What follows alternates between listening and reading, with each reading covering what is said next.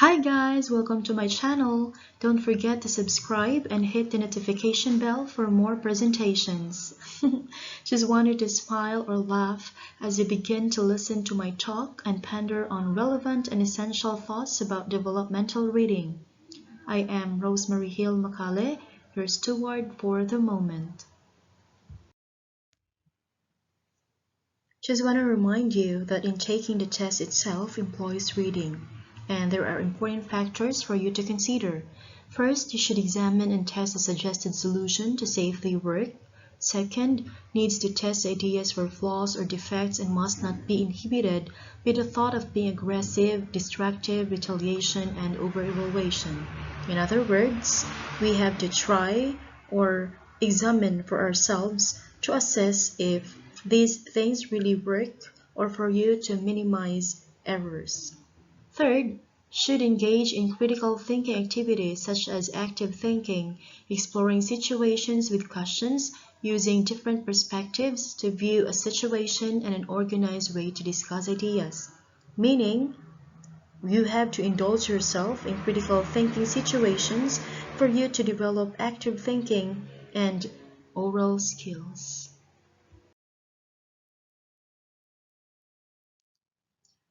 So this slide entails us educators to follow and be guided to think creatively. That is, for us to provide unique, useful constructions of thoughts to our learners. But of course, we should consider to improve ourselves. We have to enhance or sharpen our minds, use our cognitive skills to provide quality education, and employ the desire in our learners, the will to pursue and find valuable solutions to problems. In other words, we have to let them think outside the box. Considering that our learners are good in the reading activity, but the question is, did they understand what they read? Is there comprehension? And that is what we're going to tackle, for there are factors that affect comprehension. First on it is the developmental stages, which includes the reader's background experience, or what we call schema, the knowledge of subject, vocabulary, purpose, and motivation. As teachers, we need to monitor or assess to ensure learning. Second is the characteristic of the reading text or the printed material. Does it serve its purpose, or was the learner able to understand the content of the material? So we need to develop it. In addition is the learning context that defines the task and the purpose of the reader or reading situation. So we also need to consider this one for us to know our pace in reading, to know the outcome, and of course to get what we really need. Next is the strategies consciously applied. The reader to obtain meaning is where a systematic plan, consciously adapted and monitored, is applied to improve one's performance in learning. Yes, that is true. That is why knowing and developing appropriate strategy is one thing that we need to consider to equip one's performance in learning. Aside from knowing the factors that affect comprehension, students should also acquire the comprehension strategies, and they are as follows: preparational strategies, organizational strategies, elaboration strategies, and metacognitive strategies. These strategies, if fully developed in you, for sure you will be fully equipped not just in the skill, but also on the critical aspects in reading as well. Because if we understand what we do, for sure we can embark with an excellent and positive outcome. Only that you have to employ the appropriate comprehension strategies. I know that you are so familiar of these three reading theories. For quite some time, these have been introduced to you. We have bottom-up, top-down, interactive theory.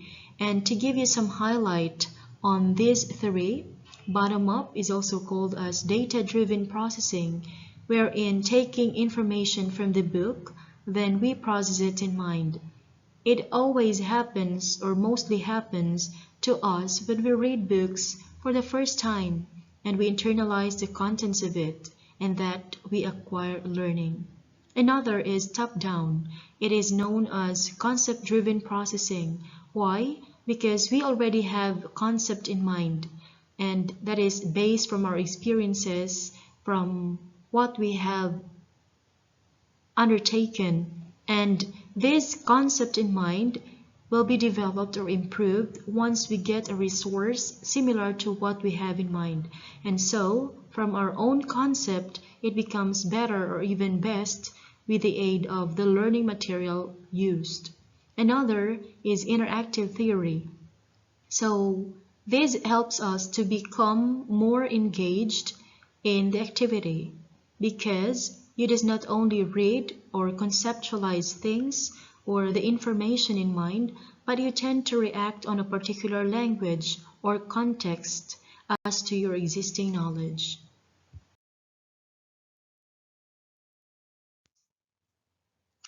As future educators, I want you to internalize these stages and its characteristics for you to consider individual differences of your future learners. You have to know their pace of intellect, their attitude or behavior in reading, because it is your role to learn how to be patient, adjust in every circumstance, and to help them gain learning competence as they deal with life's challenges. First stage is emergent literacy, that is from birth to 5 years old, early reading from kindergarten to first grade, growing independence from grade 2 to 3, reading to learn from grade 4 to 6, and of course abstract reading from grade 7 up. So why do we need to know all of this? Why do we need to know the stages with its characteristics? Because we have to be equipped with our focus. What needs to be developed in a particular learner? What aspect needs to be improved? And how can we be of help in the student's learning process?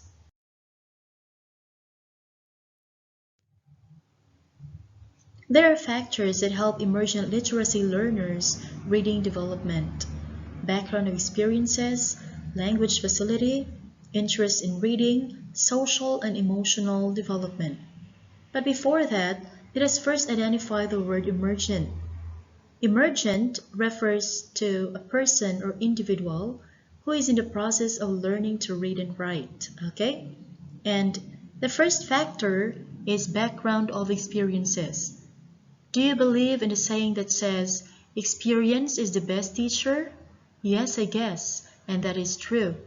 Because the more experienced you are, the more that you become mature, the more that you become competent, and the more opportunities for you to take. Second factor, language facility.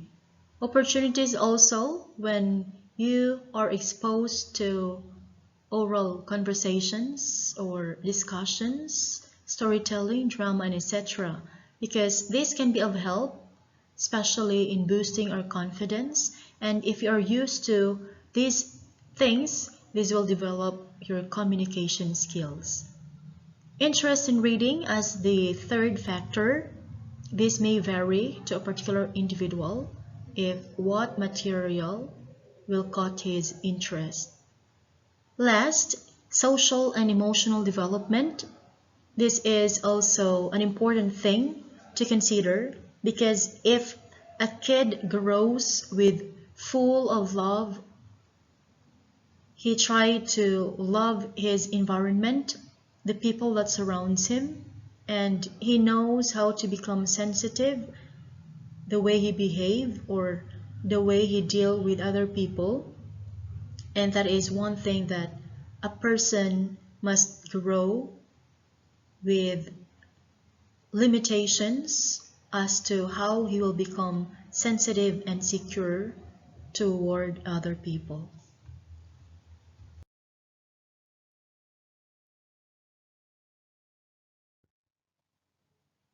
Language is a catalyst in social and emotional development. In other words, language is a great medium in honing our social and emotional aspects. That is why we adults have to help and focus on the physical enhancement and intelligence aspect of the child, because these kids always rely from us and they try to emulate us. So with that, if we wanted to help them and become competent individuals, we also have to do our part, because it's not only the role of the teachers, or it's not only the role of the parents. People that surrounds him or her can provide help, especially in the educational process. So you have to remember what appropriate material or resource will I give to this kid. Will I keep on letting him watch television, watch videos? No, it's not. Because we know that technology has a disadvantage or can have advantage. So we always have to take note on our responsibility on helping them. Okay? Especially in recognizing sounds, letters, symbols. Let them try to be exposed on visual discriminations. What does it mean? You have to provide him activities wherein they can define or recognize whether error or the correct ones. And according to Savage, beginning readers are anyone who has not been taught the conventional reading. When I say conventional, not the traditional one. So these individuals are said to be thirst with knowledge. So we really have to help them. And another, according to Falls, beginning reader is a person learning to read in the second language. Yes, because English language especially is not our own language. Okay, we just have still to practice many times for us to develop that skill in communication, and of course in enhancing our grammar skills. And there are characteristics of a beginning reader, so don't forget that we need to consider a child is never totally ready or unready to read. Yes, the readiness of the individual. That is one thing that we need to focus into, because we cannot attempt to force them. Okay? Don't force them if that child is not yet ready. There is always a perfect time for them to learn. Okay? Just help them, just guide them to develop that skill. Because there are individuals who are said to be late bloomers. Okay? That they learn on a particular time, a particular stage. The right time to teach beginning reading is when learners have achieved unity of their capabilities and abilities with their interests. That is why if these kids are said to be ready, okay, they know where they are into. They know where they are ready on the particular skill. So that is, as our role as teachers, we really have to focus or assess the particular skill, because there is that is a time that they really are ready to learn. How to teach beginning reading. Okay, we have here, we will start with whole text. So that is why in our elementary, our teachers provide us charts, flashcards, showing symbols, letting us emulate the sound, and try to let us read on poems for us to develop the skill on recognizing a text. Then next is focus on knowledge about the parts of language that may be useful for reading and writing. We try to focus on a word wherein we find to be interesting. So we spell it and then we provide meanings out of it. So of course we cannot define abruptly a word without knowing its own meaning from a dictionary, of course, and then try to develop that meaning into our own words. And then returning to whole text for application and practice. That is now the time we use now what we have previously known from a particular word. Try to develop it by application. For example, using the word that you have known earlier in your own composition. So you enhance your vocabulary and apply it. Do it in a practice. And then there is a four-pronged approach, and it is said to be a literature-based integrated approach to teaching beginning reading. What is its goal? There are a lot. So development of genuine love. Okay, what is that love for? It can be as a habit or your enjoyment in reading. Do you enjoy when you read?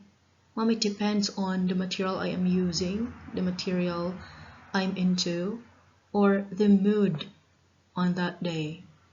But then again,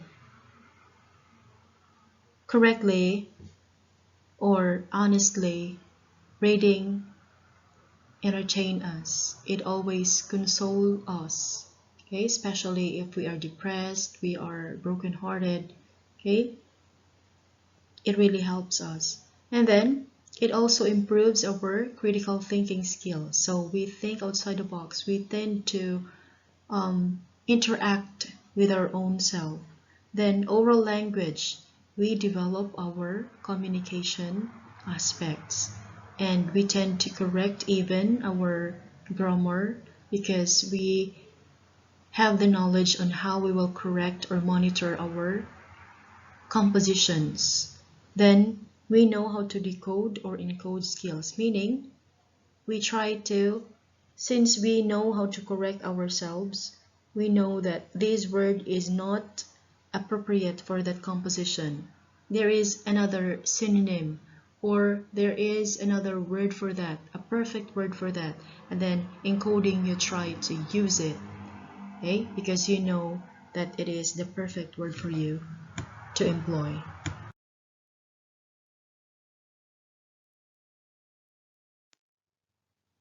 As part of the characteristic of the four-pronged approach, we have here as a literature-based, wherein it uses story or poem for developing genuine love for reading.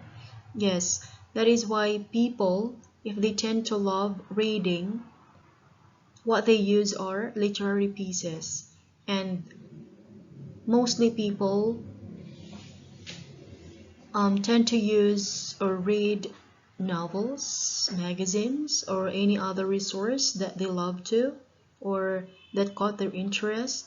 Then as a balanced approach, why balance? Because it not only use language itself, but put it into instruction or application. And it is made up of components. So we have here genuine love for reading, critical thinking, grammar and oral language development, and transfer stage. With the word or with the phrase genuine love for reading, it has been mentioned many times because that is its goal, to have in us that genuine love for reading. That is why great authors, great writers, even if they sit for a long period of time, still they love reading because they can get from it. And of course, it enhances their critical thinking.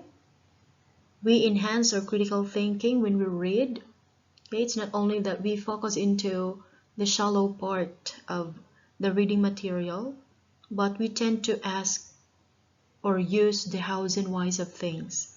Then, grammar and oral language development, we know how to use a particular word in a particular sentence or apply the rules in grammar and develop it when we speak, okay, when we use it orally or may it be in written.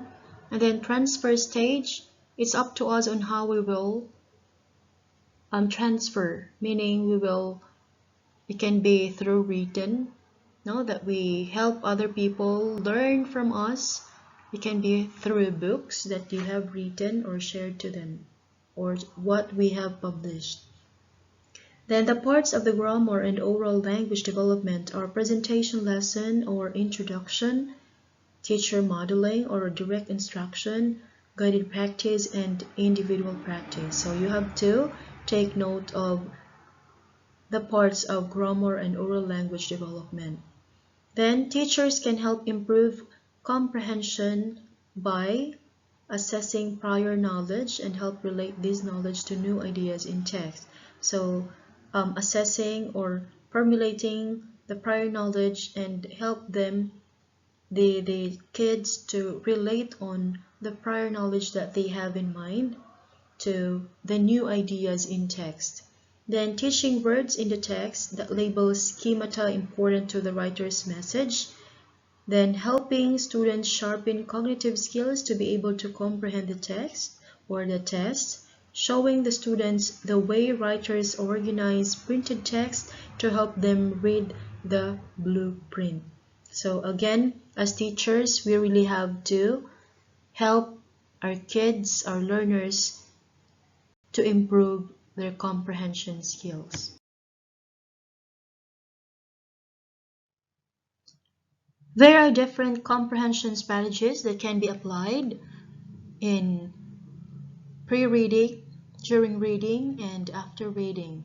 So of course, from the term itself, before reading or pre-reading, so what are the strategies that you can use before you start to read? So what are these activities? These activities before reading can activate the student's prior knowledge while extending, refining, and building the schemata.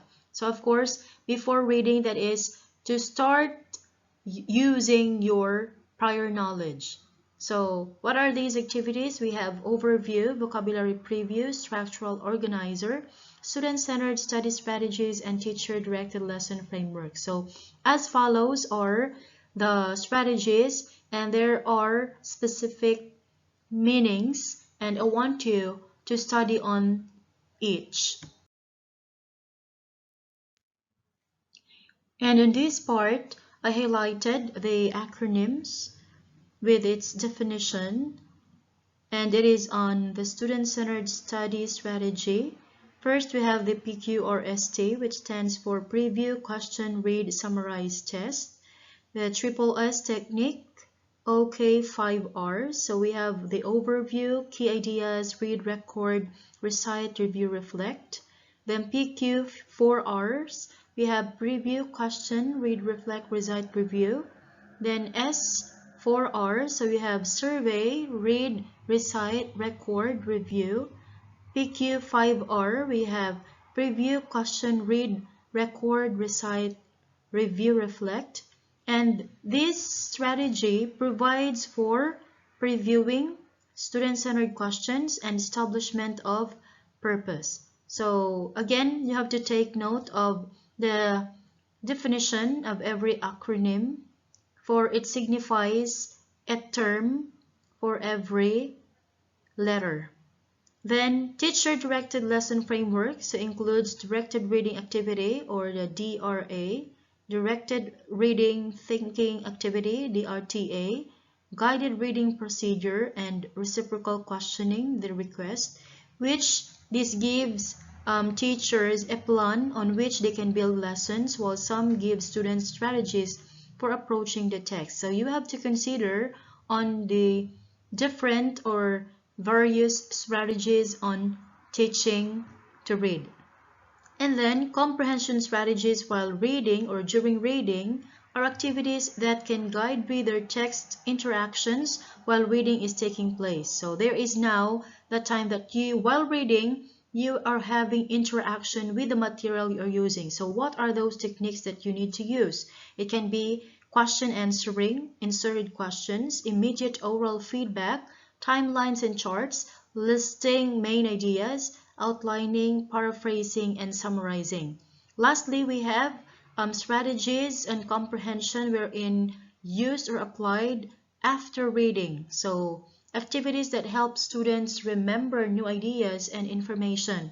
So while providing teachers with feedback on how well texts have been understood, techniques includes we have follow-up pre and during reading activities, have the students talk or write about what they read, and make up tests on their reading and encourage the students to respond to reading creatively. It is not, again, remember, it is not always that you have to be fast in reading. What matters the most is there is comprehension upon reading. Not only that, we also have strategies in reading in the content areas. First is clink and clunk. So I will highlight on the word clink or clinks because that is the attempt to increase the information your students understand, and clunks when they decrease what they do not understand. So what is the purpose of this? So it is used to assess what information the students have learned and what information needs to be covered in more depth. So they will be guided as to what they have learned and what needs to be covered in more depth. Then, circle seat center is a strategy that allows the students to work in small peer groups and go over all the information they would like the teacher to cover. So the circle group focuses on verbal learning, the seat group focuses on visual learning, and the center group focuses on the tactile learning, which allows the students who learn through different modalities the opportunity to learn through their strength. So every word has a particular role or function. So first circle is they have to be in their peer groups and they have to search on the information that the teacher needs to cover or give to them. Then circle group focuses on the verbal learning. There is now from the circle or the group that they have, they will be forming interaction. Okay, then sit, you have group focuses on their visual learning, and center group focuses on tactile learning, which allows the students who learn through different modalities the opportunity to learn through their strength. That is, now they have their group and then they're able to focus on what, no, brainstorm on what topic they have to discuss or what about they have to cover. And then center is they now have their focus. So they will be guided as to what they will use, what they have to apply, or what they will be assessing. Then Jigsaw allows the students to work with their peers and to learn information from one another. It is a collaborative strategy that ensures the participation of all the students by allowing all members of the class to receive information about an entire section in a text. So Jigsaw is the most common strategy used by teachers all the time. In addition, we also have partner prediction. It gives students the opportunity to work with their peers and make prediction about a story or section. So this enhances our self-expression because with the help of our peer, we try to interact with each other and try to provide a prediction of the story. Because when I say prediction, you doesn't know yet what will happen next. So that is one thing that you need to share, know your thoughts to your partner. Then reciprocal teaching allows the students to work together and to teach other as they take over the discussion. Okay, have you experienced this one? As we are tasked by our teachers in elementary or high school, and we feel the responsibility to help our classmate or peer. Then think, pair, share, or think, pair, square is a partner or group activity that allows students to work together to check for comprehension. So as you can observe, these strategies are collaborative works. Okay, so it helps us to not be burdened on a particular activity because we have someone to help us. We have someone to work with a particular activity. So that is a good thing for that. That ends my presentation in this part, and I hope that you have learned something from it.